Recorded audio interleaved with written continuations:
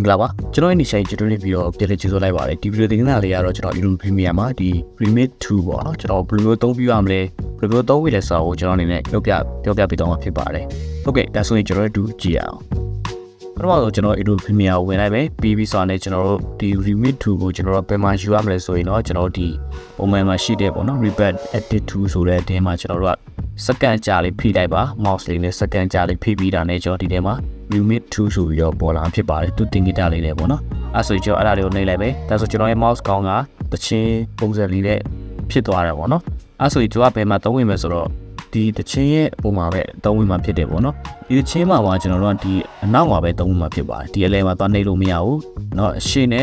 အနောက်နဲ့ပဲသုံးပြလို့ရမှာဖြစ်တယ်ပေါ့နော်အဲ့တော့ကျွန်တော်တို့ဒီ Remake 2ကဘယ်လိုသုံးဝင်လဲဆိုတော့ကျွန်တော်တို့ရဲ့တချင်းတွေကတူတယ်ဒါမှမဟုတ်ရှည်ချင်းတယ်အဲ့လိုမျိုးလုပ်တဲ့ခါမျိုးလေးဆိုကျွန်တော်တို့ကဆွဲဆန့်လိုက်တာပေါ့ဒီတချင်းတစ်ပုတ်တွေကိုကဆွဲဆန့်လိုက်တဲ့ခါမှာဒီတချင်းထဲမှာပြန်ပြီးတော့ဆက်ပေးတာပေါ့နော်သူအနေနဲ့ remake ပြန်လုပ်ပေးတာပေါ့ထားပါတော့ကျွန်တော်ဒီတစ်ပုတ်ကလိုနေတဲ့တချင်းဆက်ပြီးတော့ထည့်ရမလားနောက်တစ်ပုတ်ထည့်ရမလားဒါမှမဟုတ်ဒီတစ်ပုတ်ကိုပဲကျွန်တော်တို့ကပုံမှန်ဆိုရင် copy ပွားပြီးလုပ်တာမျိုးတွေရှိတယ်ဒါပေမဲ့ဒီ remake 2ကအဲ့လိုမျိုးလုပ်စရာမလိုတော့ဘဲနဲ့ကျွန်တော်တို့ကဆွဲဆန့်လိုက်တာလေသူ့ဟာသူအလိုလို remake လုပ်ပေးတယ်ပေါ့နော်ပြန်ပြီးတော့ဆက်ပေးလိုက်တယ်ပေါ့ထားပါတော့ကျွန်တော်တချင်းအရင်ရှိနေတယ်ဒီတချင်းကိုလည်းကျွန်တော်တို့က quality မပြတ်စေချင်ဘူးဒါကိုဖြတ်ပြီးတော့ကျွန်တော်တို့ကလည်းမလုပ်ချင်ဘူးအဲ့လိုမျိုးခါမျိုးတော့ကျွန်တော်ဆွဲချုံလိုက်တဲ့ခါမှာလည်းသူ့အနေနဲ့ပြန်ပြီးတော့ကျွန်တော်အဆဆုံးလည်းရတယ်ဒီကြားတဲ့ဟာကိုလည်းသူ့အနေနဲ့ပြန်ပြီးတော့အကောင့်လေး remake ပြန်လုပ်ပေးတာဖြစ်တဲ့အတွက်ကျွန်တော်ရဲ့တချင်းရဲ့ quality ကိုလည်းမပြောက်သွားဘူးပေါ့နော်ကျွန်တော်ပြန်ဆက်ရင်တော့ရတယ်ဒါပေမဲ့ဒီ remake 2ကပို့ပြီးတော့လွယ်ကူအောင်လုပ်ပေးတယ်ပေါ့နော်အဲ့ဒါကြောင့်ဒီ remake 2ကကျွန်တော်တို့အသုံးဝင်တယ်တချင်းတူမှာပဲဖြစ်ကျွန်တော်တချင်းထပ်ပြီးတော့ရှေ့မှာပဲဖြစ်ပေါ့နော်ကျွန်တော်အနေနဲ့ဒီဗီဒီယိုမှာလည်းနမူနာလေးနဲ့လုပ်ပြပေးတော့မှာဖြစ်ပါတယ်ဟုတ်ကဲ့ဒါဆိုရင်ကျွန်တော်တို့ကြည့်ကြအောင်ပေါ့နော်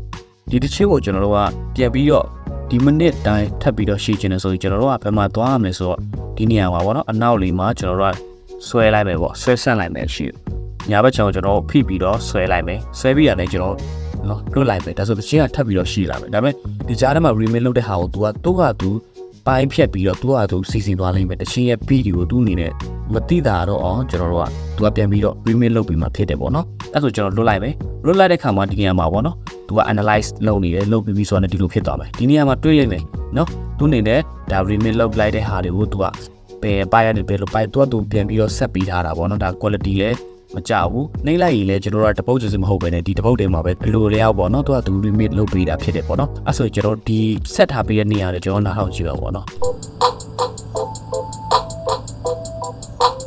โอเคเนาะကျွန်တော်သူဆက်ပေးထားတဲ့ဟာကျွန်တော်တို့မသိတာအောင်လုံးဝဒီ quality ကမကြပါဘူးပြန်ပြီးထောက်ရတာမျိုးတွေပြီးမမှန်တာမျိုးတွေမရှိတော့ဘူးကျွန်တော်နားထောင်လိုက်တာ ਨੇ မသိရင်ဒီတချင်းတစ်ပုတ်တွေကိုပဲကျွန်တော်တို့ကလုတ်ထည့်ထားသလိုမျိုးပဲဖြစ်တယ်ပေါ့နော်အဲ့ဆိုကျွန်တော်တို့တခြားရလည်းတူပဲသူကောလုံးဒါတပုတ်တွေကိုသူက analyze လုပ်ပြီးတော့သူက remake ပြန်လုပ်ထားတာဖြစ်တယ်ပေါ့နော်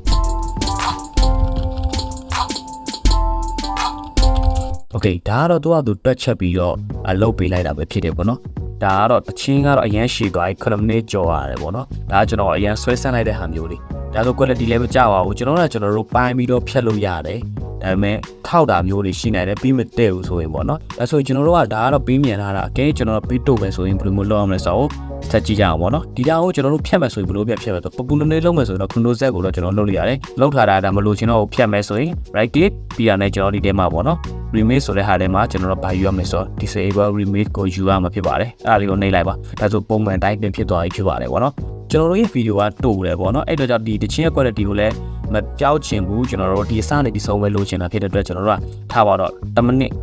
2မိနစ်နော်2မိနစ်လောက်ကျွန်တော်လိုချင်တယ်အဲ့ဆိုဒီကောင်ကိုဆွဲချုပ်ရမယ်2မိနစ်ထိပေါ့နော်အဲ့ဆိုရင်ကျွန်တော်တို့ခဏတော့ပဲ remake 2ကိုပြန်ယူပြီးရတယ်ကျွန်တော်ဒီဘယ်ဘက်ချန်ကိုဆွဲပေါ့နော်အဲ့ဆို2မိနစ်ထိကိုဆွဲလိုက်ပြီးရင်လွတ်လိုက်ပေါ့နော်သူ analyze လုပ်နေတယ်ပြီးဆိုတာနဲ့ကျွန်တော်တို့ဖွင့်ကြည့်မယ်ပေါ့နော်ဒီနေရာမှာကြည့်မယ်ပေါ့ဒါတော့သူ remake လုပ်ပေးထားရတယ်နော်ကျွန်တော်တို့ဘယ်ပိုင်းတွေဘယ်လိုမျိုးသူ analyze လုပ်ပြီးတော့သူ remake လုပ်ထားပေးတာကျွန်တော်တို့စိတ်ကူးစရာမလို့အဲ့နေရာတွေနားထောင်ကြည့်လို့ရတယ်ကျွန်တော်တို့ဒီသူ remake လုပ်လိုက်တဲ့အပိုင်းနေရာတွေပေါ့နော်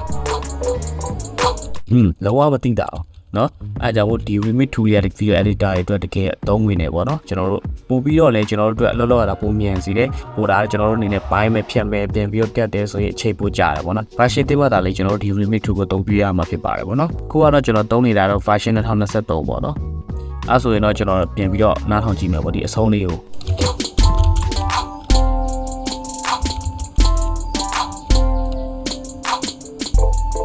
ဒါကတော့ဒီဗီဒီယိုသင်ခန်းစာလေးကတော့ကျွန်တော်အနေနဲ့ remake 2ကိုဘယ်လိုမျိုးသုံးပြရမလဲဘယ်လိုမျိုးသုံးဝင်လဲဆိုတာကိုလုပ်ပြပေးသွားတော့ဖြစ်ပါတယ်ပေါ့နော်အားလုံးလည်းဒီဗီဒီယိုလေးကိုကြိုက်တက်ပဲလို့ညွှန်လင်းပါတယ်နောက်ထပ် tutorial တစ်တွေလည်းကျွန်တော်အနေနဲ့ဆက်လုပ်တော့ဖြစ်တဲ့အတွက်ပေါ့နော်ကျွန်တော် initial tutorial တွေကိုလည်း subscribe လုပ်ထားပြီးတော့ခေါင်းလောင်းလေးနေထိုင်ခြင်းအဖြစ်နောက်ထပ်ဗီဒီယိုတွေကိုလည်းချင်းနဲ့တပင်းကြီးလေ့လာနေမှာဖြစ်ပါတယ်ကျေးဇူးတင်ပါတယ်